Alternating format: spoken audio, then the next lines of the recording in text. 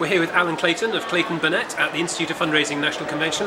Alan, you've just published a controversial blog post that is a call to action for fundraisers. Tell us more.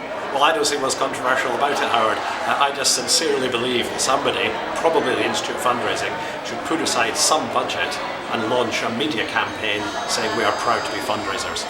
There's been so much negative press, and offset against that, the evidence is that when an entire organisation is proud of its fundraising, it raises more money. We've got so many people defending, controlling, attacking fundraising that we have become defensive and apologetic, and there is nobody out there in the media or talking to trustees and chief executives saying, actually, we are very, very good at this. Millions of people have their lives enhanced by giving. We're the best in the world. In the last decade, we've engaged 2 million young people for the first time. There's loads of good news about fundraising, and there's absolutely nobody applying any budget to get that out into the media. So where do we start? Who's got to start with this new message? I think this conference has got to start with it. What was the main media message yesterday, the day before our biggest event of the year, the National Convention?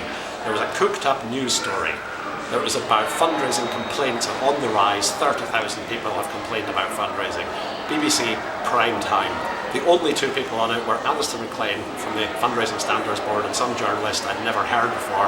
Halfway through the interview, the BBC asked why there are more complaints, and Alistair said, oh, it's good, it's because more charities have joined the FRSB.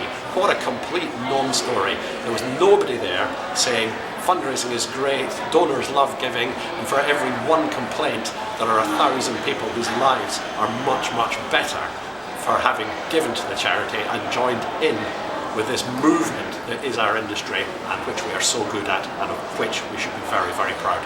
So we need the umbrella bodies, the membership bodies to take action. What about in charities as well? However it's done. I can't imagine how it can be done without an umbrella body. I also can't imagine how it can be done without budget. So instead of applying all our budget to defending ourselves against criticism, some of that budget should be given to the likes of Mark Astorita or yourself or a newly formed body that gets out there and says fundraising is a great thing, it's a great career, it's great for beneficiaries, it's great for our country, it's great for donors, and get that message out there. The best form of defence, after all, is to attack.